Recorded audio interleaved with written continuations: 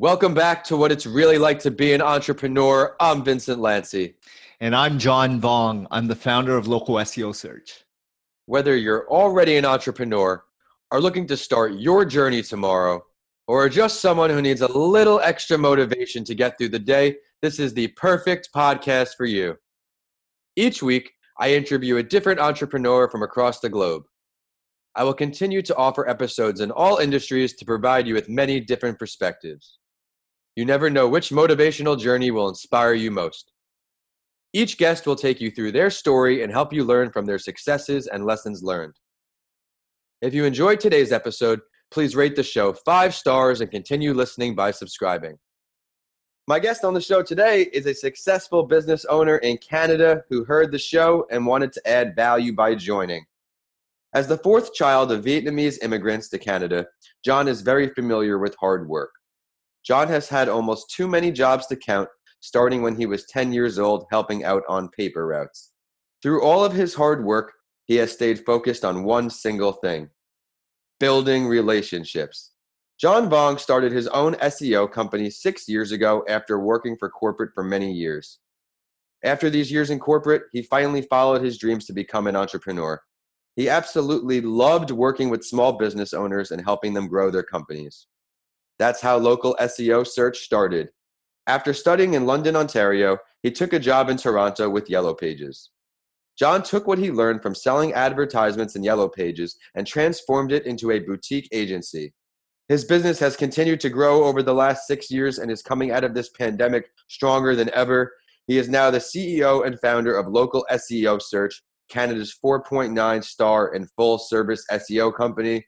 I am very much looking forward to learning the rest of your story, so allow me to please introduce John Vuong. John, thank you so much for coming on the show. Well, thanks a lot, Vince, for such an amazing intro. I'm excited to be on your show and excited to share my story and journey for all the audience members. Well, thank you again for coming on. Would you mind please introducing yourself a little further to our listeners without giving too much away of your entrepreneurial journey? Yeah, definitely. I started this business 7 years ago, and I didn't really know anything about SEO, to be honest. I knew there was a demand need, and clients were frustrated with their existing, service provider, vendor, and I just wanted to solve a problem. And that's basically how I got started in this journey, right? On helping, giving, and providing value. And I've learned many things over the last couple of years that you cannot learn in books or listening to podcasts and reading. But by doing, that's the best way to actually learn and making mistakes and learning from them. Absolutely. Well, your testimony today through this podcast is going to hopefully help people overcome the hurdles that me and you probably both faced. So, John, thank you again for coming on the show. And I really want to point out how you've been thriving, I feel, through coronavirus. You hit it on the head. You found a need. And when there's a need for something, you can work hard to make it happen. So I think it's a great time to get into the big 5 on each episode, John. My guest and I will go over these 5 questions to help you, the listeners, learn what it's really like to be an entrepreneur. Are you ready to go? Yeah, definitely. Go ahead. So when did you realize that you either weren't happy with what you were doing or just needed some kind of change to truly start this entrepreneurial journey? Please tell us your story. So again, 7 years ago, that's when I started this company. But before that, I've probably worked in 2-3 dozens of different businesses.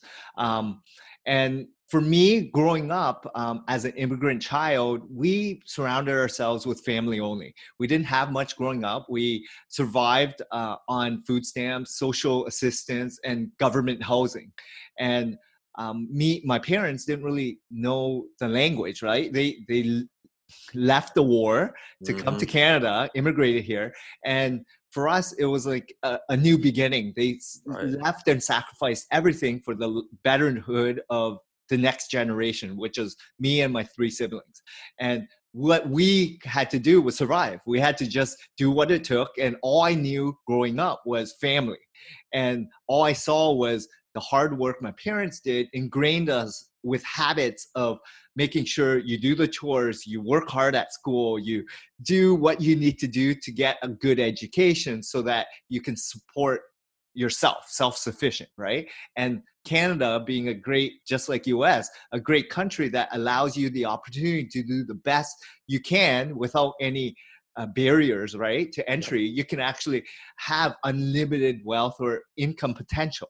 And that's what we came to realize when you start exploring more and getting different jobs. So early days, I was working in every kind of industry, from being a waiter, newspaper boy, to lawn care, factory line work, to then corporate, to being in front of a computer, to sales. I mean, I've done pretty much any form of job out there to get ahead, right? To Right. learn from great people like my superiors, managers, supervisors, director, VP, you name it. Yeah. But every nugget I got inspired me to do better and want to achieve more, because early days, I didn't have a car.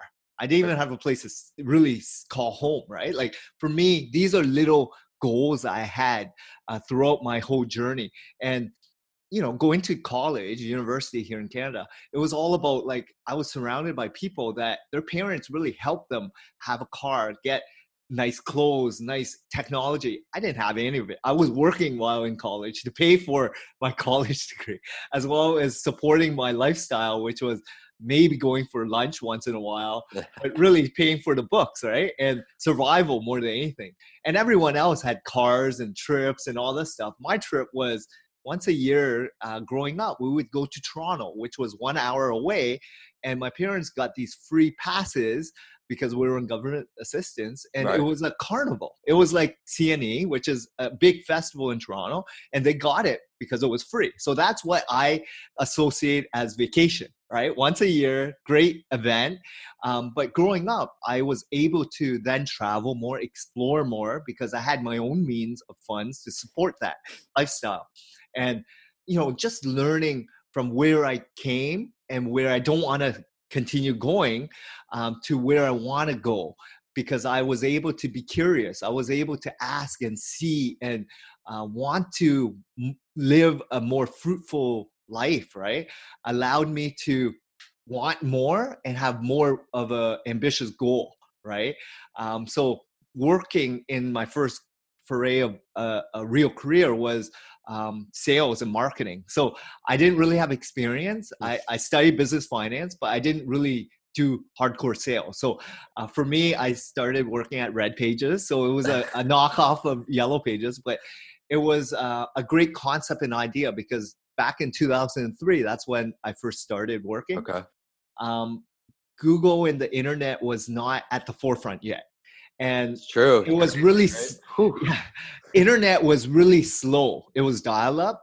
Even turning on a computer, which was Pentium 3s, took 5 minutes. I remember. Wow, the flashbacks now. And then you would open an email thinking, oh, it's instantaneous now. It took 3 minutes to open. It took a couple minutes to download, and then put together an email to send out would take 5 minutes to actually transport to the next sender, right? So it just took time, but it was a great concept. It was a first directory printed of every single website going to every single business, home, and just like Yellow Pages.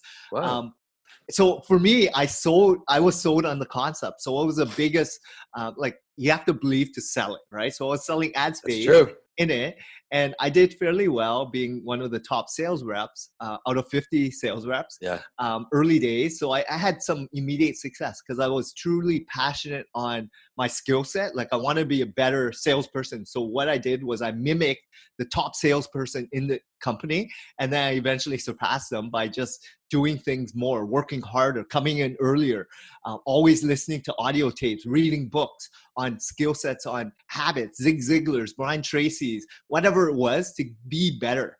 And then eventually I got into Yellow Pages because that was still the go-to advertiser of choice for every single business locally here in Canada and Toronto. And so when I got there, I was there for actually 5 years, and I met so many great sales reps I admire and still believe they took me on the path of entrepreneurship without them knowing. But I mimicked them. I saw their habits. I saw where I wanted to be. And they could have been 20, 30 years older than myself, but they lived a very fruitful life, drove a really nice car, lived in a really good neighborhood, had very successful children, and they had abundance of success and happiness, right? And these are things that I always wanted to achieve. And reading books is one thing, but actually meeting them in person and then going for coffee, lunch, and asking them questions all the time. And then at Yellow Pages, I was able to work with advertisers, and these were very successful business owners. And I worked with over 5,000 of them. And this Amazing. was firsthand mentors. Every time I went to meet with them, I had an hour of ingesting as many questions that I wanted to learn about how they became who they were and what kind of impact they were having on their local community. Right. And it didn't have to be tons of money or tons of success. It was all about like small little tidbits of advice I was gaining from just understanding what it took them to become who they were and what made them happy. Right. I love that. I mean, you're saying so many things that I really do agree with. Family oriented. That's how I am too. The values, the hard work I see in my parents, that translate here. I'm similar with a lot of jobs too. I've been everywhere from grocery stores to classroom teachers to online teachers to construction. I've done about 10 trades. And you're inspiring me so much through this episode, John. You have the mentors, huge part of success as anybody who reaches what their definition of success is. And a Thomas Edison quote that comes to mind is, there's a way to do it better, find it. You learn from these mentors, you take a bits and pieces like you say, and you make it your own. Exactly. Yeah, like I just knew that learning from just doing and providing value, right? Like I was always curious. I was asking, and I had my own journey and story, right? So people wanted to learn from me. So, and everyone's unique. So you already have your bio and story tell, Yep. right? So go utilize it, but don't be afraid of failure or whatever they had to say. So I learned early days that it was all about being curious and going out and doing something. And that meant hard work, being persistent, and what does no really mean to me? I had a really thick skin as in the sales world, right? Yeah. And it didn't really mean much to me, as opposed to they didn't really understand the value prop that I had to bring to the table. And it's okay if they don't want to choose me today, maybe next time, right? Like just being positive and having that mindset, right? So every day just being positive. But near the end of the tenure at Yellow Pages, I would say last 2 years, it was very disappointing and frustrating because every call I had, which was every sales call, every customer, business owner were just wanting to cancel. They were spending more than ever. They were getting less return on investment. And customers was just letting me know usage of the directory of Yellow Pages. They were spending with big ads, but they were getting less and less leads or transactions and revenue because, as you know, behavior of customers and users have transitioned to a new platform and medium. And that was where digital presence became more prominent. And what I kind of realized was everyone was spending more time on Google than actual printed directories.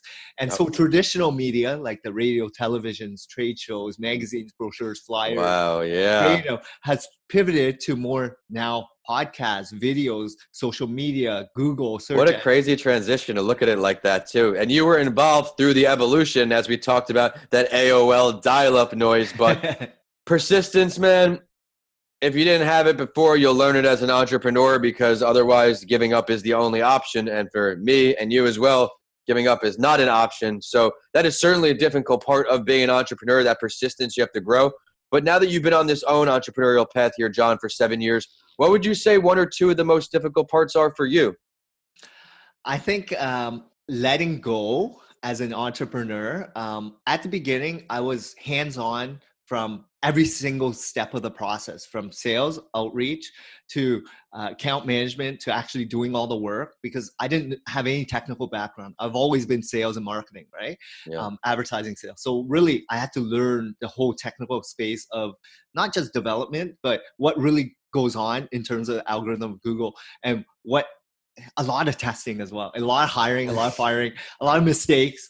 But eventually you find a core group of people that you trust and they trust you and have the same core mission and goals that you have, where you can give more responsibilities to them so that they can have ownership and lead, right? So And now you, I'm more you of a, trusting them too is the big thing. Please continue, John. I mean, you have to have the mentors. You have to have the right team. These are things that people overlook because they sound cliche, but you're explaining exactly why it's not just that. and I was a nobody. Like I'm still very small in terms of the whole world of SEO, but I had Yeah. fun. I was okay with learning and making mistakes. And no one starts off being an expert at their domain, right? You have to put in time and effort and skill sets and learning. And if you know, the evolution of humans is not in 1 month or 1 week or 1 year or 5 years. It's many years, right, of doing the same thing to eventually learn from the best, right? So for me, that's one thing that I would say, like, difficult part was letting go and then giving responsibility so that they own it and let them make mistakes. Do not be on them. Let them evolve and understand where they are, and maybe just give them more of a leadership responsibility role Yep. and mentor them, right? Love it. On so, you know, that's what I've kind of moved towards in the last couple of years. Yeah, I'm in the position where I'm pretty much a one-man show. When I started my company, I had originally just finished MBA school, spoke at commencement, realized that my story is impactful, and started throwing some events. And I had an intern while I was right fresh out of college. But then I learned as I had the nonprofit and the company both opened, I said, I can't pay other people till I pay myself. So I had to revamp everything. Nonprofit will come back. But now I'm at the point where the podcasts, we're almost around, by the when this will air, about episode 80. Mental health podcast, episode 45. And the kids' books are coming out now. So I'm dying to add somebody to my team, but finding the right fit is so difficult. I think it takes time and you're Yeah. going to make mistakes and it's okay. Yeah. You're not going to always find the best right off the bat. So just, it's okay Yep. to just get in the fray of learning and asking questions, right? And understanding, like, the HR component of hiring, like personality test is great, but it's your gut ultimately. Because Yep. if you've been in front and engaged with so many people in your life, from not just business, friendships, relationships, it's all about knowing when it's the right time and asking the right questions, and the right people will eventually come to you. But it's all about just practice, man. Everything is all about going out there and doing something, and you'll eventually find the right people, or they'll gravitate towards you, because it's eventually karma, right? I love it. I love it. Exactly. As an entrepreneur, we've had to teach ourselves for the accounting side, the starting the business side, the marketing side. We've had to continually learn, and it all goes back to the mentors, the ability to network, constant networking on my end. I'm always looking for great piece of advice. And one of the great parts of running this platform is I learn from another successful entrepreneur each episode. I'm learning from you right now. So many great lessons. But I think it's a great segue to the next question. What is one of your greatest failures or lessons learned, and why is it still stuck with you all the way till today? What did it teach you? Yeah. So failures, I don't think it's like a big failure. It's about life lessons, right? Like, Yep. in terms of the business, early days, I was taking on every single client, not knowing who I was meant to serve, right? So at the beginning, it's all about revenue. It's all about making sure that you have enough to pay the bills or support your need necessities, right? Food, shelter, make sure that you can pay your staff, and whatever is survival mode, right? You work 14, 16, 18 hours a day to make sure that you can have bread and food in the table, right? So you take on any revenue and any client, but sooner and later you'll realize that you're overburdening yourself. You're Yep. stressing over things that shouldn't be stressed on, because they are not your ideal customer, right? Because they are the ones that want you to do everything for nothing. right? And they expect the world. And do you want to serve them? Do you really want to help people like that? Are they in the same realm of your core values, right? So eventually, I pivoted. I kind of realized who I serve best. I understood who my niches are, who I want to work with, and created more of a funnel and following on who I want to serve. And everyone else I fire, right? Because it's okay to be honest with them. I don't think it's a good fit. There's other vendors that can do a better job at less price or more price or whatever. But for me, at my stage of life, in the business life, I think I want to pivot to this vertical or niche or whatever. So it was okay for me to let go, and they understood. I love it. To me, honesty and transparency is just so, I respect so much because I don't want to waste my time or your time. If you're just honest upfront, as an entrepreneur, there aren't enough hours in the day, as I'm sure you can relate to. So if I'm wasting time on something and the opportunity cost now is growing because my business is growing and my knowledge is growing, and my story can relate to everybody, which it can, but that's not the way it works because you're scared of losing business. So I'm opening up to everybody. And now I've looked through that microscope a little bit. We have entrepreneurs, mental health, going through the microscope again now for the next project for the children's book. That way I'm not taking on projects that don't make sense for my business. So I love the way you open that up. But you seem to be a big learner. I love that about my guests because they give so much to the people listening on. If you could choose to have a conversation and learn from any entrepreneur, John, dead or alive, who are we picking?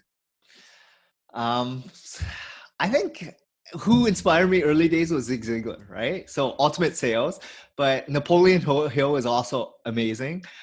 Think and Grow Rich. Um, I'm a big real estate guy too. So the Robert Kiyosaki, those guys. So I read a lot, and also health. So for me, it's like I've whatever you can do, keep learning because there's so much information out there, and you're never gonna lose, different topics and interests, right? Like always be curious. Love that. So I'm going to delve a little deeper here, and I try to do this with my guests. If you had the opportunity to meet one of these entrepreneurs, where would it be? Where would be the dream meet? The dream meet. So I've been to all the places I actually wanted to dream, like I've always wanted to be, but Maldives. With Um, Zig Ziglar. it was Zig Ziglar. I mean, because you're in the middle of the ocean, right? Like it's as blue as you can be and peaceful, tranquil. It's all about like just being present, and that's what it's all about, right? Like enjoying the moment and don't get flustered with what's out there. Don't. It's okay. Just that noise is always going to be there. Just be present, whatever you're focused on. Couldn't agree with you more. That's a great lesson there. So, John, I think it's time to look into the future here. We're going to see where you have all of your entrepreneurial endeavors in mind 1 year and 5 years out. Let's start with 1 year, John. What are we expecting from you? I'm just going to continue doing what I do best, which is help serve. I've been working on a book, actually. So, yes, Awesome. SEO, but it's all about optimizing my life as well. And then, of course, there's the speaking engagements. I've been focused more on that. We also have a podcast, but it's all about giving, right? Helping as many business owners not make the same mistakes I've done, but also let them understand the impact digital can actually do for these business owners once done properly and right. So because there's a ton of people that need your product and service, you just need to get in front of them. And that's what we help people do. Yeah, I think consistency is going to continue to be key. But let's look 5 years out now, John. Where do we see you in all of your entrepreneurial endeavors? I'm a big giver, so I want to make as much of an impact as possible by helping the right type of people with the same value prop as myself. So I surround myself with big people that have big vision and want to help as many people as possible. So the more I give, the more I feel like it's the right thing to do. And I don't expect anything in return. So I'm going to continue doing what I do, which is living and owning my dreams and continue being passionate with whatever endeavors I have. So optimizing business, optimizing health, optimizing the future, right?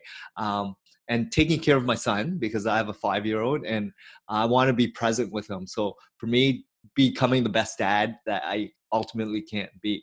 I'm going to have to link you up with an earlier guest. He's out in Cape Town, South Africa. His name is Philip Hartman. He runs a dedicated podcast, and he interviews dads from all around the world who are trying to be present in their lives. But John, I'm excited to see all of those plans pan out and then some, but I think it is a great time for the Spotlight story. On each episode, I share an entrepreneurial journey to inspire our listeners, and I would love your take on it. I will now introduce the entrepreneurial journey of CEO and founder of Xavier's Restaurant Group, Peter Kelly. You may not have heard his name, but his story is remarkably inspiring.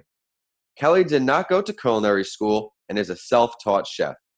However, his catering businesses and restaurants generate around $10 million in sales per year. In 2006, he beat world-renowned chef Bobby Flay and became an Iron Chef. At just 23 years old, he also became the chef at the Highlands Country Club in Garrison, New York. He excelled at this position and soon went on to open Xavier's at Piermont and also the Freelance Cafe and Wine Bar, although both were sold in 2016. To add to this list, he has X2O Xavier's on Hudson and Yonkers and also Restaurant X and Bully Boy Bar in Congers. Peter Kelly is also the founder and culinary director of Impromptu Gourmet, which delivers chef-inspired foods made with real and fresh ingredients right to your home. John, what do you like best about this story?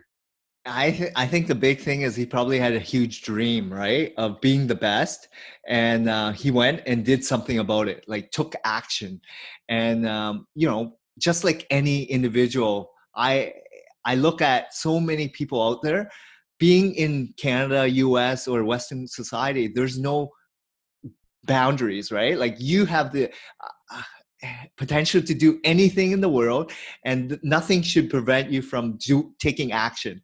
And if you are afraid or fearful, inspire to be better, right? Take small steps. And what he did was beat the odds, right? Become the Iron Chef and did something like being one of the youngest chefs, right? So not only did he achieve great sales and projections and monetary value, but he probably was successful because he had a goal in mind, a vision, right? And he followed through with it. John, I have to tell you, you've been one of my most inspiring interviews, so I thank you for that. And thank you so much for coming on. I know our listeners are going to see all the value in your episode today. I personally enjoyed how you emphasized taking nuggets from everywhere you go, learning from your peers, using the resources right in front of you, because these are a lot of things that people, like we talked about before, overlook. I love how you say you want to live in the present, because a lot of times people are making these big plans and they lose focus of what's important in life. You value health, you value mental health, you value entrepreneurship, all components to an overall healthy lifestyle. But it is time for the last word, John. And I do this on my other podcast series, A Mental Health Break with Vincent A. Lanci as well, because I want my listeners to really get to know my guests. Is there something that you would like to share with everybody listening on that we did not get to touch on yet today? I would say be a better person if you haven't already. Go out there, hug people. Right now, because of the pandemic, maybe not hugs, but go out and make a difference, right? Love it. Help your fellow friends, family members. They are always looking for good, I guess, suggestions or communication, right? Like just talk to one another, get to know them, get deep and understand their fears and troubles, because mental health is a big problem out there. And a lot of people are fearful to open up. But if you are present and you understand what they're going through financially or emotionally or professionally or whatever stage in their life, it's all about reaching out and making an impact, helping one person at a time. That's all it takes. And when you are a difference maker in someone's life, it's the best feeling in the world, because you feel like, that's why you're on earth. You feel like you've made a difference in someone's life, and it's more rewarding than monetary or stuff that you're buying, because that person will admire you for the rest of their life.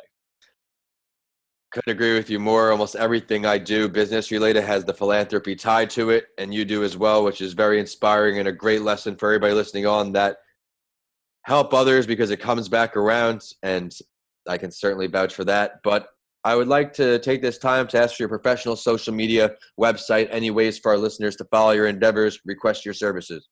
Yeah, definitely. So you can find my website, www.localseosearch.ca. So we're based in Canada, but we also have .com.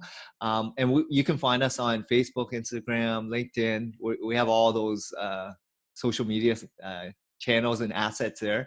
But it's all about just for me, I'm not too worried about the business aspect. If someone needs our services, I'm all about helping entrepreneurs who are struggling to get their forefront and get exposure, understand what it takes to be an entrepreneur. So I mentor and coach a lot, and I want to help people that are struggling and need assistance. So if you are in need of some advice or assistance in being a better business owner, reach out. I'm here to help. You can find me on LinkedIn. I love it, and be sure to check out all his great content. He is up to some great stuff over there in Canada for all my listeners in the United States and around the world. And it is social media time for the show, and we're on whichever platform you like to use.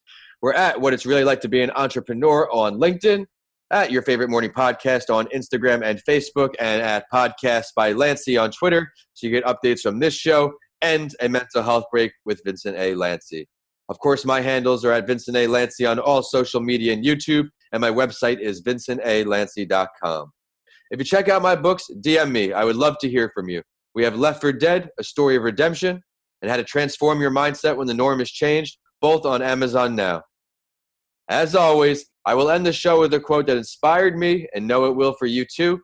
And this one is from basketball coaching legend John Wooden. He said, "Make each day your masterpiece." Thanks for listening, and I'll see you all on the next episode of What It's Really Like to Be an Entrepreneur.